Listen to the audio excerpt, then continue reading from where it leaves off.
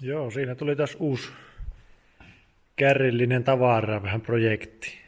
Valtra VL1005. Traktorin etukuorma. Ja tää kahtos, saisiko siitä jotakin rakennettu tuohon omaan käyttöön. Tää purkkaa tuossa tuolla nosturilla kyyvistä ja sitten vielä heittää mottikärriin.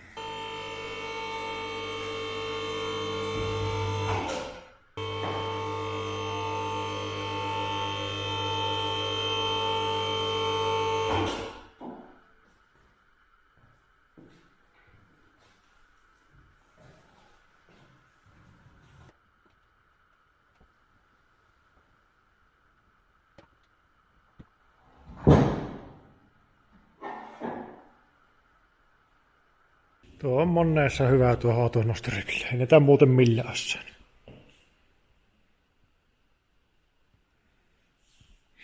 Joo, tää on yksitoimiset nostosylinterit. Noita tuskin käytän. Tää runkomalli muutenkaan ei oikein tuohon minun koneeseen varmaan käy, mutta katsotaan mitä sitä. Tuo kippi on yhdellä sylinterillä. Ja tässä ei ole niinku vakaajaa tässä mallissa, mikä on vähän huono. Mutta tähän periaatteessa saisi hydraulisen vakaajan, kun jaksaisi vähän siihen perehtyä ja mitotta. Mutta edelleen pitää vähän suunnitella, mitä tästä tekee. On siinä ainakin rautta. Tässä on näitä traktorin sovitekiinnikkeet sitten. En tiedä, onko näille mitään käyttöä, mutta katsotaan. Ja siinä on tuossa lohko sitten tuossa toisessa vaijerit. Tuossa on ihan toimiva peli. Rukkipiikit toin kanssa tänne kärrille. Joo, tää seuraava kuuluu ryhmä Älä kokeile kotona. Eli mulla on tuo kuormajan siirto nyt meneillään tässä, koska me tarvin tuon nosturin käyttöön. Pitää saada se nyt tuosta siirretty pois. Tuo on kohtuu haastava siirrettävä, kun ei ole kunnon kalustoa vielä. Se on nyt sidottu tuohon moottorinosturin. Eli nuo tukijalat, mitkä on tuon kuormaajan niin kuin omat tukijalat, niin ne aika hyvin osuu kyllä tuohon rungon kohdalle, että se on suoraan renkaan päällä. Ja sitten tämä toinen puoli leppää tuossa nosturin rungon päällä myös. Ja se on nyt liinalla vedetty tiukalle tuohon, että siinä on vähän lisää massaa täällä, että se ei niin kuin kippaa tuonne. Ja se ei ole tällä hetkellä enää tuossa autonosturissa kiinni täältä, mutta nämä nyt on vielä tässä vähän niin kuin varmistuksena nyt tässä, että niin kuin tutki vähän miten tämä kestää. Mutta aika tiukka se nyt on tämä paketti.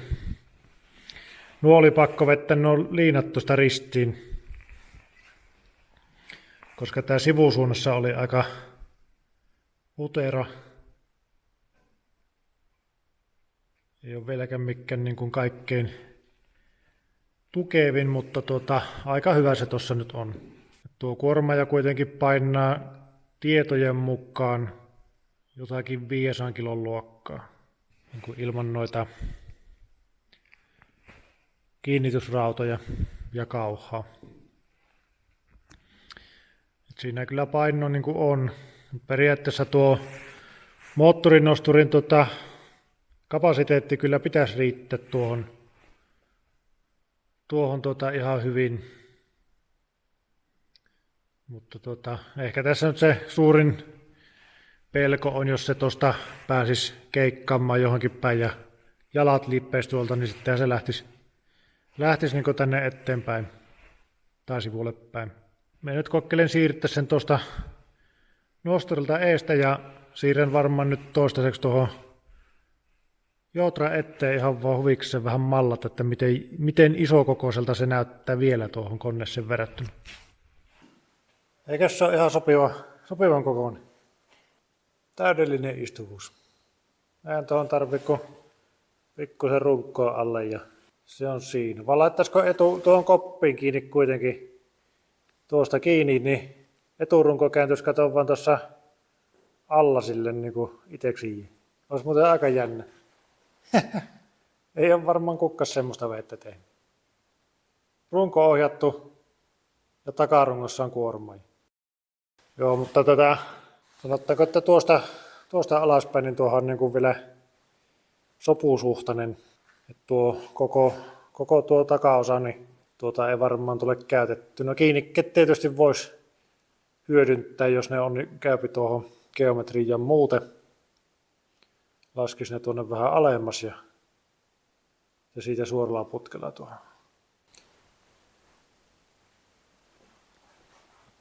Leveys on aika sopiva, niin kuin,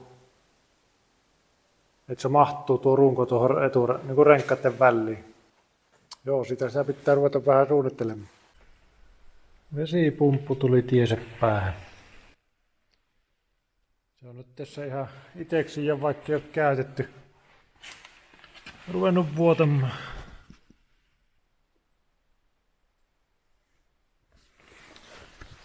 Vuottaa ihan niinku huolella. No, ei se nyt ole oikeastaan käyttö juurikkaan, niin antaa vuotta. No niin, tässä nyt on muutama päivä siitä, kun sain tuon nosturin tuohon hollille kuormaajan. Ja nyt on tässä vähän semmoista aivotyötä tehnyt mielessäni, että minkälaisen tuosta lähtisi tekemään. Tässä nyt ainakin mitä tässä tulen käyttämään, niin on tuo sovitelevy ja tuo kippisylinteri tai tuo käännönsylinteri ja tuo paketti niin kuin tuohon asti periaatteessa. Ja sitten luultavasti noita, mihin tulee tuo aisa ja nostosylinteri kiinni, niin noita osia. Mutta muuten en vielä ole ihan varma. Ja tässä nyt varmaan ekana mallinnan tuonne minun mallin, niin nämä osat, mitä minä nyt käytän. Ja piirrän nuo kaikki vivustot mittasuhteessaan oikein. Ja minä saan siitä kiinni vähän sitä liikeradasta. Voi lähteä leikkimään sitten tuolla aisan kulmilla ja sijanneilla sun muilla. Tässähän ei ole nyt minkäänlaista vakaajaa tässä mallissa. Ja tuohon on aika hankala nyt ehkä miten mekaanistakaan tehdä. Plus, että me on haaveillut tästä hydraulista jatkoa tähän. Niin pitäisi tehdä sitten tuo hydraulinen jakaja melkein tähän. Ja se vaatii aika tarkkaa semmoista suunnittelua, että se onnistuu. Niin kunhan nyt saan nuo mallinnettua ensin, niin mennään tämän liikeradan kulmat saan tuosta laskettua tai katsottua tuosta mallista. Ja tuon sylinterin liikkeen siihen kulmaan nähden. Niin me pääsen sitä kautta sitten näkemään, onko se miten lineaarinen liike niin kuin ääriasennosta toiseen, vai onko siinä tuossa välillä esimerkiksi pienemmällä öljymäärällä se liikkuukin suhteessa enemmän mitä tuossa päässä, että onko se miten helppo toteuttaa hydraulisesti. Et siinä hydraulisessa vakaajassahan siinä tulee niin kuin rinnalle toinen sylinteri tuon kääntösylinterin kanssa, ja se tulee tuonne nostosylintereiden viereen niin sanotusti. Ja siinä on ideana se, että nostosylinterit nostaa puommia, jolloin se sylinteri pitenee, niin se siirtää sitä öljyä sen tilavuuden verran, mikä se sylinteri nyt sillä on ja antaa, niin saman verran öljyä tänne, ja tämän kulma muuttuu. Mutta se on tosi tarkka saada se laskelma oikein, että se niin kuin nousee mahdollisimman lineaarisesti ja tasaisesti sitten läpi tuon nostoalueen. Tässä nyt on vähän semmoinen ajatus mielessä, että hyödyntäisi nämä palkit tuonne kulmaan asti. Ja minulla on tuolla valmista putkipalkkia 80 kertaa 120 muistaakseni. Niin niistä saisin periaatteessa tehty nuo aisat, nostoaisat. Ja jos tämän saisi muokattua sen verran, että tuo osa menisi sinne putken sisälle, Sitä joutuu tuosta niin kuin suoristamaan tuon ja hitsaamaan, mutta silloin tämä paketti tavallaan jäisi ehjäksi kaikki ne vivustoineen ja tuo vaan työnnettäisiin sitten sinne aisoihin sisälle. Siinä olisi periaatteessa mahdollista sitten tehdä se hydraulinen jatko siihen ainakin jonkun verran. Ei nyt ihan ehkä metriin, mutta varmaan joku reilu puoli metriä kuitenkin saisi tuolla tehtyä sen. Niin lähden nyt sitä tuossa mallintamaan ja aloitan näistä, mitkä nyt jätän käyttöön ainakin, niin mittaan tuosta ihan vaan rupean mittailemaan noita mittoja ja rupean piirtämään. Meillä on tuo työläppäri nyt tässä vieressä, niin ei tarvitse paperille niin kuin välissä piirtää, kun se menee. Siinä aina unohtaa, kun paperin kanssa kävelet sisälle, että miten se tämä mitta oli, kun ei sitä jaksa ikinä niin tarkkaan kirjoitella ylös. Nyt mulla on läppäri vieressä, niin mä pääsen saman tien piirtämään kun otan mitan. Sillä nyt teen tämän mallinnuksen ainakin osittain AutoCADilla, kun se on tuossa läppärillä asennettuna. Mutta se ei maksa mitään, että mä sen suunnittelen tuolla tyylillä. Ja luultavasti 3D-tulostan sen tuohon piennosmalliin, niin mä pääsen katsomaan vähän, että onko se hyvä idea sitten, niin kun pääsee vähän sitä tuossa pyörittelemään. Että tämä ei vielä tässä vaiheessa kuitenkaan tehdä mitään lopullista vahinkoa tälle kuormaajalle ennen kuin on suunnitelmat niin sanotusti selvät. Ja tässä käytän ihan näitä perinteisiä metallinen viivotin, suora kulma, työntömitta ja metrimitta. Näillä pääsee tosi pitkälle. Olisi mahdollista myös ottaa niin kuin nykyaikana niin 3D-skanneri ja skannata sillä. Ja sillä saisi niin kuin tosi äkkiä semmoisen karkean mallin. Mutta jos sulla ei ole niitä kalliita skannereita, niin se pinta on joka tapauksessa niin rosoinen, että ei sitä niin kuin pysty tulostamaan ihan noin vaan. Ja sitä pitää joka tapauksessa sitä itse mallia niin paljon siistiä ja parannella, että se menee se aika siinä, varsinkin tämmöisessä yksinkertaisessa rakenteessa, missä nyt on, niin kuin tämäkin tehty teräsosista, niin siinä ei ole älyttömästi semmoisia pyöreitä muotoja, vaan ne on yleensä teräviä nurkkia ja reunoja, niin se on nopea mallintaa kyllä ihan mittamalla. Mutta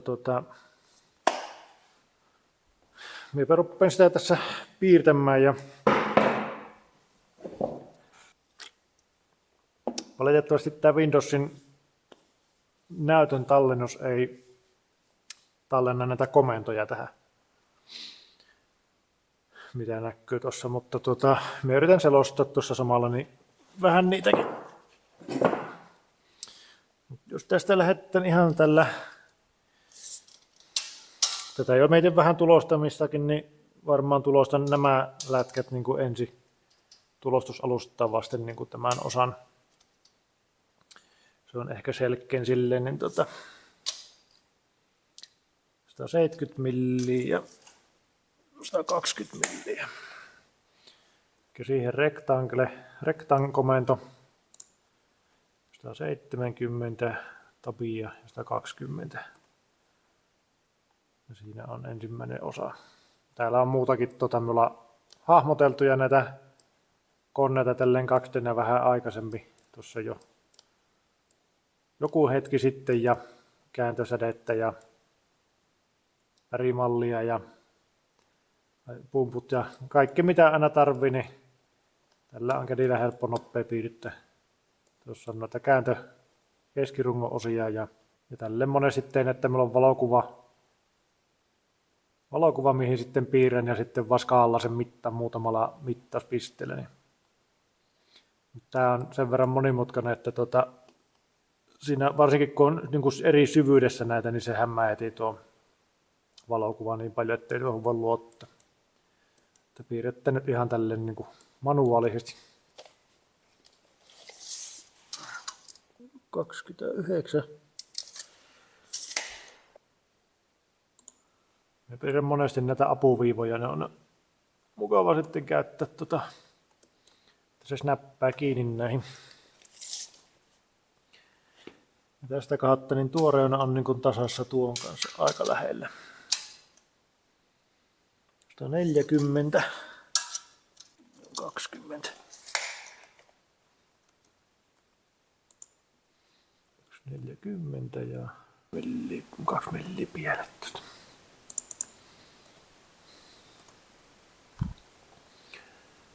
Tuon otetaan tuohon.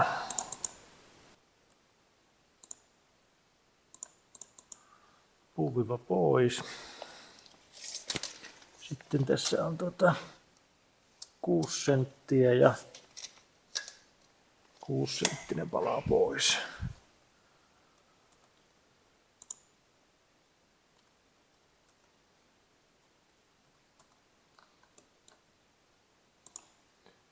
Trim-komennolla tuosta valittaa nuo ja leikattaa, niin se leikkaa sitten sitä. Sitten join-komento, niin se yhdistää sen polulaineksi, niin se on helppo sitten pursuttaa 3D:ksi. 1170 on kokonaisleveys. 1170. Mirror-komento kääntää peilikuvaksi. Sitten tuo apuviva tuohon, niin siinäpä meillä on nyt niin kuin tuo ensimmäinen taso tästä. Tuossa ei näy varmaan, mutta siinä on tämä keskimmäinen, kato vaan sitä linjaa, niin se on just samassa linjassa tuo näiden kanssa. Ja tähän on haaveena tehdä myös tuo hydraulinen pikalukitus niille työlaitteille. Tämähän on semmoinen versio, että tänne laitetaan vain tapit ja sokat manuaalisesti, mutta tässä on kyllä tilaa tehdä pieni hydraulisylinteri tuohon ja tapit molempiin päihin ja se niin kuin supistaa itsensä siihen. Tässä on 10 millistä. On melkein ruvettava piirtämään näitä sivupuolia. Jees. Siinäpä ne nyt ois. Nyt en vielä tuon tarkemmin mallinnut ja lähinnä pääsee 2D-suunnittelua tekemään ja sitten näin, että on periaatteessa nämä jo ohensin tästä. Että se on niin kuin mahtus siihen omaan, mikä minulla oli se putki, niin sen sisällä.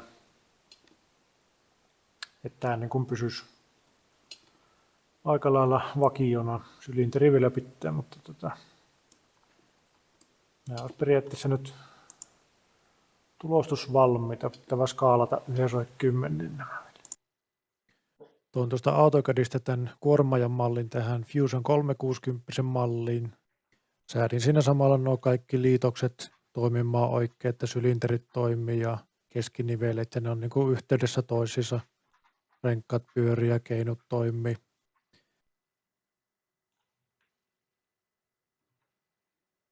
Tässä kuormeessa on sen verran monta liikkuvaa osaa, että tällä hiirellä on tosi vaikea sitä kontrolloida järkevästi, että se lähtee tekemään vähän mitä liikettä sattuu. Mutta kyllä tästä niin kun pystyy katsomaan tätä liikerattaa kuitenkin jo aika hyvin. Mutta mukavampi se on kyllä käsissä pyöritellä, niin ei kun tulostin päälle.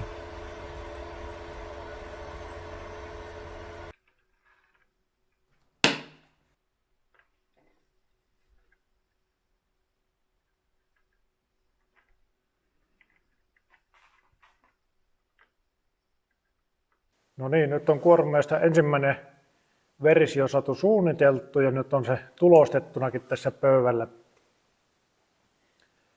Pöydällä niin pääsee vähän katsomaan näitä liikeratoja ja muita ongelmakohtia.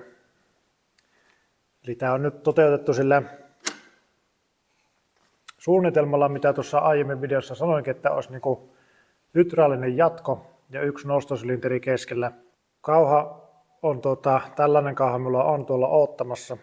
Ja sen geometrialla tämä tulee aika jo eteen tästä niin kuin etuakselista tämä kauha itsessään. Ja sitten kun sillä lähdetään nostamaan, niin se on aika kaukana kuitenkin tuosta eturenkaasta tuo painopiste jo. Et jos mietitään vaikka rukkipiikit tuohon ja siihen 1200 kiloa tuohon rukkipiikkeen keskelle, niin laskin, että tällä taka-akselilla pitäisi olla 1400 kiloa painoa, että se ei kippaisi tästä niin kuin etuakselin ympäri. Ja en nyt tiedä tarkkaan paljon tuo kone painaa, kun ei pysty punnihtamaan, ei ole laitteita siihen, mutta epäilen, että se ei kumminkaan joka tapauksessa niin paljon ole täällä taka-akselilla, että ehkä koko koneen kokonaispaino saattaa nousta jonnekin sinne. Aina sille tietysti on varaa tänne perään miettiä jotakin lisää painoja. On pikkusen pitempi tämä aisa tälle lyhimmilläänkin, mitä olisin halunnut, mutta tuo nostosylinteri, mikä minulla on, niin sen geometria ei antanut periksi tehdä tätä lyhempänä. Yksi vaihtoehto olisi, että hylkkäisi tämän jatkon kokonaan, jolloin tämän sylinterin saisi kiinni tähän vaakapalkkiin, mikä on tässä kuormaajassa valmiina. Silloin se lyhenisi tuommoisen 15-10 senttiä, niin se olisi aika passeli mitta, mutta en nyt vielä hylkkää tätä hydraulista jatkoa. Nostokorkeutta on kauhan pohjia noin 2,7 metriä. Ja aisat jatkettuna päästään yli 3 metriin sitten. Tuo hydraulinen jatko sylinterin mitoituksen mukaan niin tulisi 60 senttiä. Eli se on tuota luokkaa. Se alkaa olla jo aika pitkä tämmöiselle koneelle, että ei tällä kovin isoja kuormia tällä enää nostella, mutta saa nähdä. Kyllä se jossakin tilanteessa olisi hyvä, vaikka puuhommissa, niin saisi vähän pitempää puuta kouralla liikutella. Ja toinen, mikä tässä nyt on näin pitkällä, niin täällä ei jää enää kuin semmoinen 25 senttiä limittäispituutta, että se on kanssa jo aika vähän, mutta joka tapauksessa tähän pitäisi jotakin tukirautoja laittaa, ettei pelkästään jätä tulle putkelle Et sinällään vaikka 40 senttiäkin tai 50 senttiäkin siirtäisi, niin auttaisi jo jos aika paljon sekin toisessa tilanteessa. Et tässä nyt on 2 vaiheella vähän, että vähän saisi nostotehoja lisää, jos saisi tätä siirrettyä lyhyemmäksi. Ja samalla tältä aisoista kuormaa pois, jos siihen ei sitä hydraulista jatkoa tekisi. Tällä ratkaisulla kopista olisi aika hyvät näkymät tuonne työkiinnikkeeseen, koska ne on ylinpiste täällä sivussa ja keskellä ei tässä ole niin kuin mitään näköestettä, että siihen näin olisi ihan hyvä ratkaisu. Tämä pikkusen enemmän kääntyy oikeassa elämässä, mitä tässä mallissa täällä tämä pultin kanta ottaa kiinni, niin tämä ei kippa älyttömästi, mutta ei tämä hirmu jyrkässä kulmassa ole joka tapauksessa enää täällä yläasennossa. Että tulee tuo geometria vastaan tuossa alkuperäisessä. Siinä kun on kulma tuossa, niin nämä aisathan ei ikinä ole tuossa tässä käytössä niin kovin pystyasennossa, että nehän on niin kuin melkein vaakatasossa. Eli sama tilanne olisi melkein niin kuin tässä puolessa väliin, niin silloinhan tässä riittää kippauskulma ihan hyvin. Nyt kun tässä on suorat aisat, niin se tilannetta huononttaa tällä ylhäällä aika paljon. Tällä geometrialla ei ota koppiin kiinni tämä missään vaiheessa. Lähellä se on. Ja täällä tämän nostosylinterin kiinnike on tehty tämän kopin linjan mukaan. Et se ääriasennossa on hyvin lähellä. Mutta laittakahan kommenttia vähän miltä tämä mun kuormajan suunnitelma vaikuttaa, että hylkkäänkö suoraan tuon hydraulisen jatkon ja häviin vähän ulottuvuudessa vai säilytänkö tämän tämmöisenä ja sitten häviin luultavasti nostokapasiteetissa jonkun verran. Ja tietysti kustannukset nousee, kun enemmän sylintereitä ja enemmän letkuja ja enemmän venttiileitä sun muuta. Että yksinkertaisempi ratkaisu olisi tehdä ihan kiinteät aisat ilman jatkoa. Mutta kommentoi tuohon alle mikä on sinun mielipide ja katsotaan saadaanko keskustelua aikaiseksi. Ja kiitos kun katsoit videon ja edelleen jos tykkäsit, niin laita tilauksen. Siinä 1000 tilaajan raja on jo hyvin lähellä. Ja se oli semmoinen oma henkilökohtainen tavoite tässä alkuvuodesta, että jossain vaiheessa olisi kiva saada se täyttä. Nyt ollaan jo aika lähellä. Kiitos jo nykyisille tilaajille ja toivottavasti mennään tuon maagisen rajan yli. Jatketaan taas ensi videolla. Se on moro!